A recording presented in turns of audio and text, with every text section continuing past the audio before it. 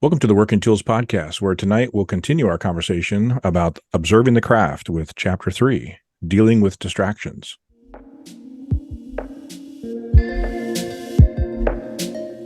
Ladies and gentlemen, brethren all, welcome to the Working Tools Podcast, a casual conversation around Freemasonry. First, it's important to note that our thoughts and opinions are our own and do not reflect those of our Grand Lodge or respective craft or concordant bodies. Please connect with us and ask questions via our website at theworkingtoolspodcast.com. Welcome back to the Working Tools Podcast, where tonight we have three of our regular hosts.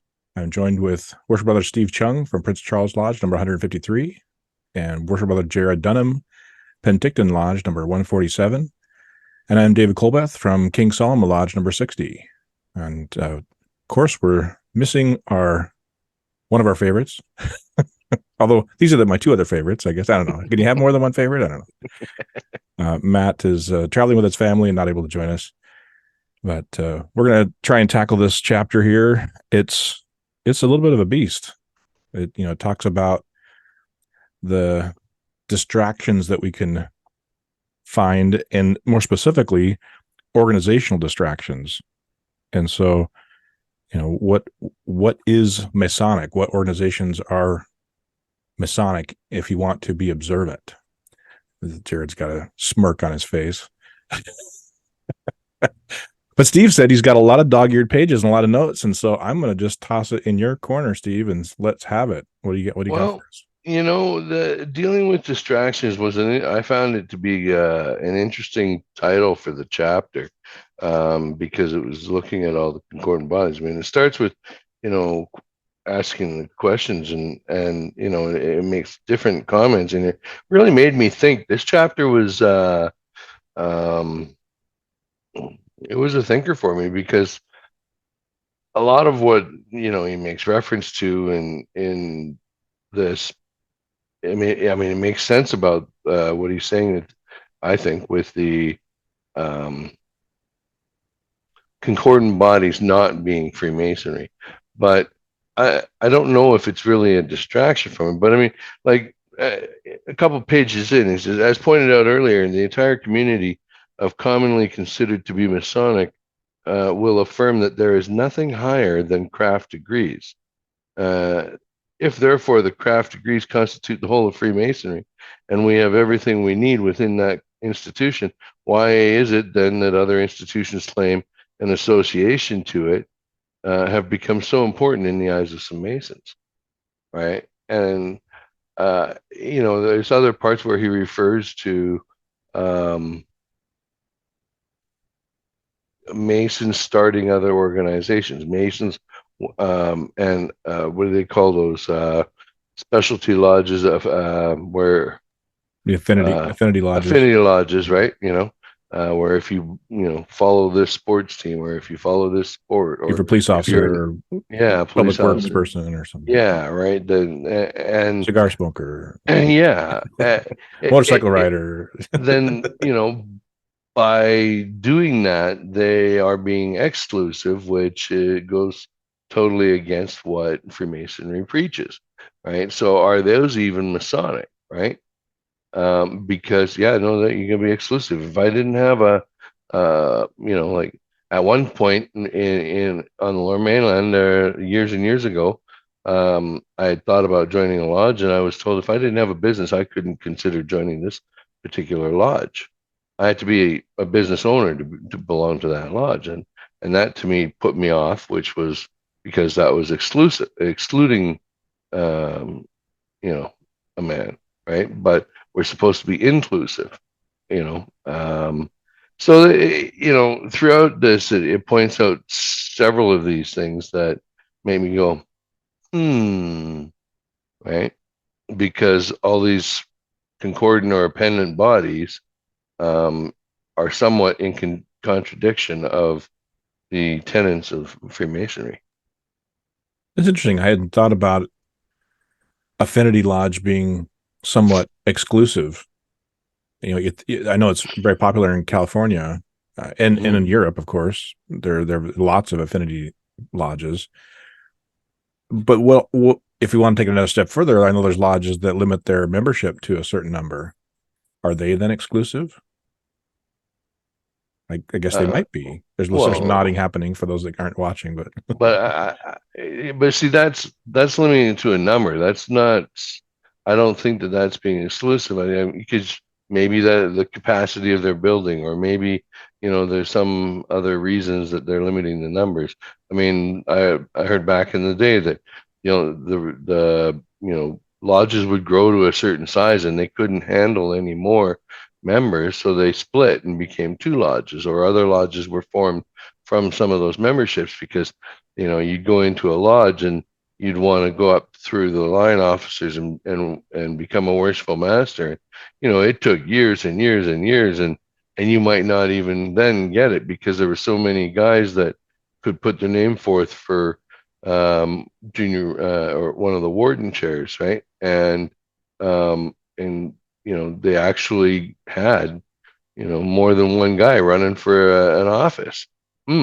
That seems like a strange concept nowadays, but so I could see why they would limit the number to their lodge if they couldn't foresee anybody being able to join and progress, before they age out and can't do the memory work anymore, or can't participate that much, right? So your thoughts on that, Jarrod?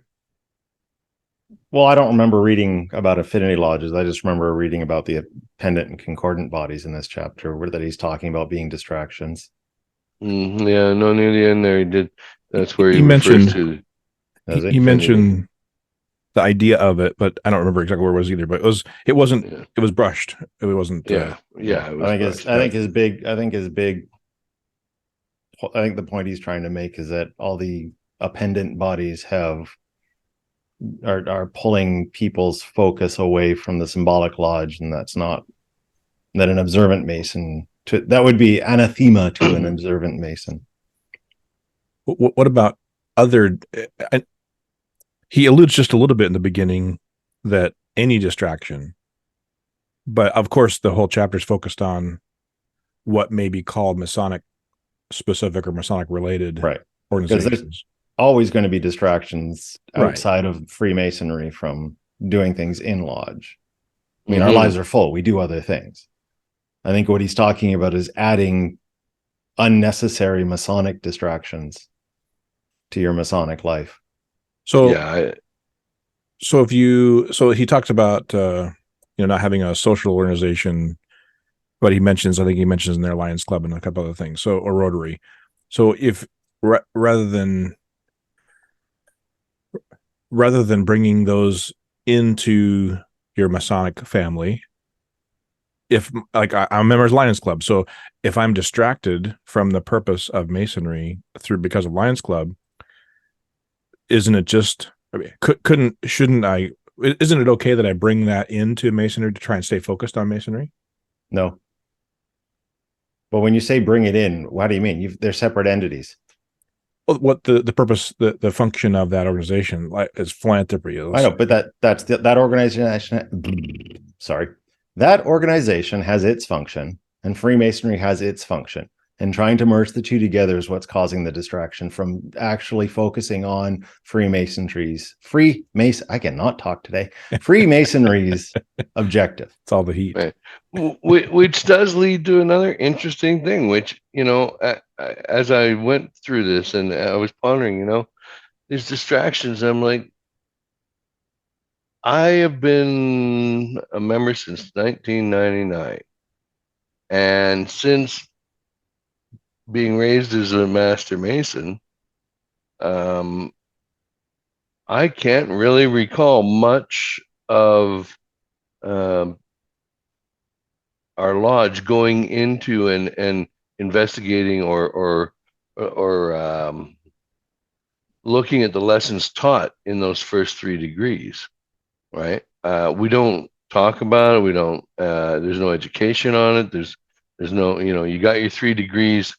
You're done, and there's no more focus on those lessons, which I which I now wonder. I mean, of course, because to be observant in the craft, now you're analyzing those 3 degrees, not the Scottish Rite or the York Rite or anything else, right? Which is naturally, once you become a Master Mason, they're all out there looking for you to get you to join their body, right?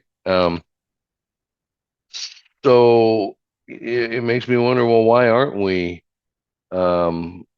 investigating the lessons taught? Why aren't we reviewing the degrees, right? And then, of course, I did this brilliant thing. I opened up a file folder that I got from Grand Lodge in 2012, right? And it was the mentorship program. And wouldn't you know it, in that folder they had things like papers and things to talk about for that level of degree. And I'm like, man, there's a whole whack of education in here that has never been touched on in the years that I can recall. And so why doesn't the lodge do that? Why doesn't any lodge do that? Or is that what's being referred to as an observant lodge, is doing that in particular? And then that made me think, well, if that's what's being an observant lodge and nobody's doing it, what the heck? And things that make you go, Well, thanks for watching, everybody. That's basically right. That's the kind of the basis of the book and basis of the chapter. And so why aren't lodges doing that? Why aren't we as Masons doing that?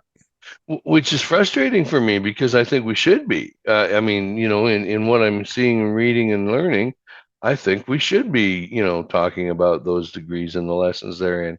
And I'm wondering why it hasn't happened. I mean, now, of course, being the district education officer, I think I'm going to have a little impact on that now in my district, because I've got a plan to have every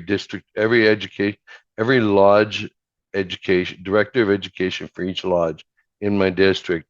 I'm going to get together and have a meeting and talk about the different things for educational purposes, right? And open their eyes to the folder that I opened, right? And remind them, of course, that you have to be degree appropriate when you're delivering education in where somebody from a lesser degree could be in the room, right?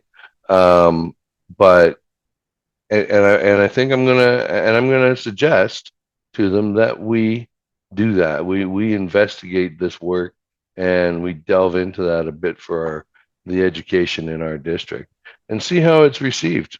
I think that's what I'm going to try to do, because they're always asking for good content, and I can't think of any better content than what I found.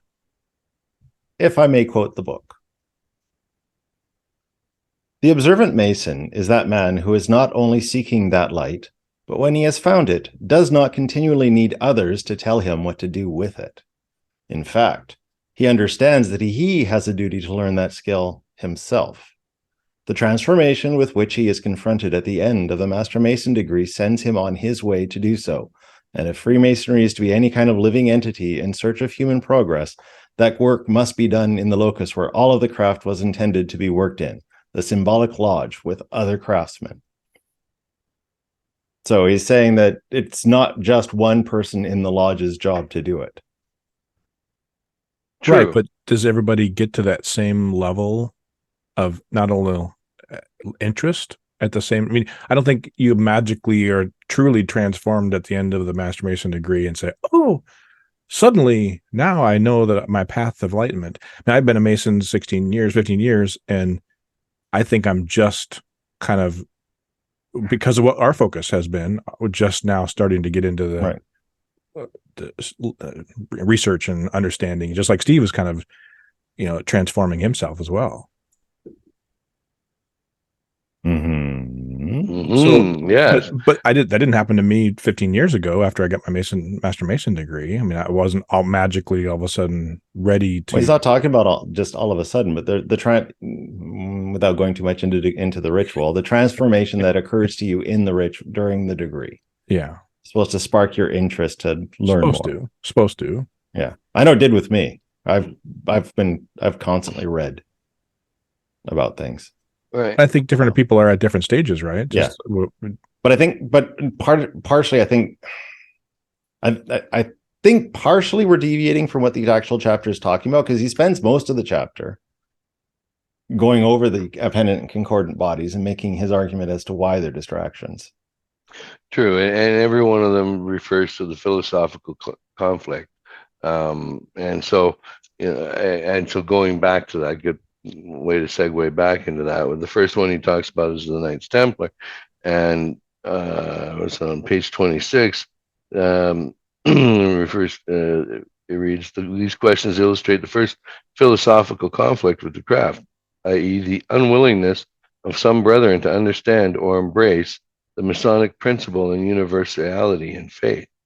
And when he's talking about the Knights Templar in particular, it might sound like a loaded question, but the fact of the matter is, the question has already been very clearly answered by both Templars and Masons for 2 centuries, where it's been conveniently forgotten when it's suggested, as it has been by some in recent generations, that the Knights Templar is an organization that somehow sits at the top of the Masonic ladder, under which the rest of Masonry resides, in an implied state of unfinishedness. And that's actually a common theme I found in referring to the other organizations, like even when he talks about the Shrine and such. And Scottish Rite. Yeah, and especially with the York Rite. What drives me crazy is the guys in York Rite, especially Royal Arch in my area. They always their marketing pitch is, if you really want to know, you'll join the Royal Arch, and I think, why aren't they teaching? If they really want us to know, why don't they teach it to us in the Blue Lodge?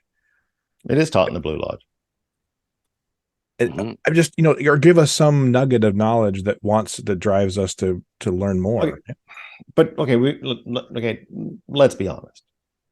Almost all of these appendant concordant bodies started because someone wanted to have something more than everyone else in lodge. I mean, the Scottish Rite started as a degree factory. Give me $50, I'll make you a 13th degree. Give me another $50, I'll make you a 60. I'm going to get in trouble. I mean, as it's written right now, it is the product of one person. Right. So, that have you seen the first 3 degrees of Scottish Rite? I have not. I haven't seen any of the degrees of the Scottish Rite. Okay. Remember, I don't belong. I forgot that. Yeah. I've never read, and that could be a bias that was passed down to me from my father, who never belonged either to anything more than the Blue Lodge.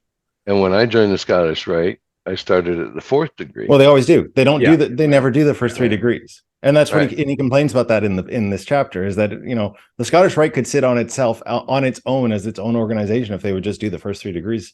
And it does in many parts of the world.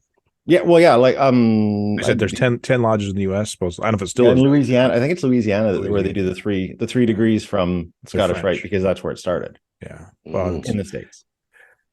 And Louisiana, there's a lot of French people. But I mean, all the appendant bodies started either through guilt or wanting to have something more. Well, come on. I mean, Eastern Stars, because guys felt bad with not having their wives to do something with. Well, and I'm going to get some hate mail after this one. Maybe this is why maybe this is why after 3.5 minutes, that, I don't know. I see the reference that he's making to it, but I still don't see it. I mean, in fairness, to call these a distraction, anything else in life other than Freemasonry is also a distraction. I know, but the problem is that there's a preference paid to the appendant and concordant bodies, that if you were to go to lodge and have like Dave, you're not the only lion in your club, are you? Lion in your club. Are you the only, because you're a lion, Rotarian, lion. Yeah, right, lion, yeah. Is that how you refer to each other, is we're lions? Yeah. Okay. So are there any other lions in your lodge that are like Do you have There are other Lions I members know in there your are other lodge? I know of other Masons and other Lions clubs locally. Yes. Like, because the problem is you never go to lodge and say, oh, we want to do something on a day, and hear a bunch of guys go, oh, we have a Lions meeting that day. Right. But more often than not, you will hear, oh, that we have a shrine meeting, or we have a Scottish, and that's what he means by distractions, is that we're given not preference, but because these are, here come the air quotes, Masonic organizations, people feel that not giving their time to, they feel like they're still being Masonic even though they're not, by putting precedent to the other organizations, when in fact they're not being Masonic. Right. Giving time. It's like I don't go to sorry. Giving time and effort away from the Blue Lodge. Yeah. Yeah, because it's like it would be like me when I go to the lodge and say, well, I've got an SCA thing, like, and expecting everyone to go, oh yeah, well, we understand. Well, that's fine. You're being a good Mason by going and dressing in funny clothes and hitting people with swords. And I think that's the point he's trying to make here, is that they're a distraction from the lodge because people feel that they're still being Masonic outside of the Blue Lodge when they're not. Not. Because my takeaway is that he feels that although these organizations do have merit, they are not Freemasonry. And he makes his points as to why each one of them, for some reason, violates a tenet of Freemasonry, which makes it unmasonic. Ooh, there's that word. Well, and also to kind of tie it back to what we were talking about earlier, the ununiversal, the universality of Masonry. So maybe this is a little bit of segue. We could break here and come back on our next segment and talk a little bit more about the universality of the organizations and the separation it causes between, like you're kind of talking, the conflicts that it causes. Does that sound good? Yeah, sounds good. All right. Well, thank you for joining us on the Work of Tools podcast, and we'll join us next week. We'll continue this conversation on observing the craft. Thank you. Have a great night.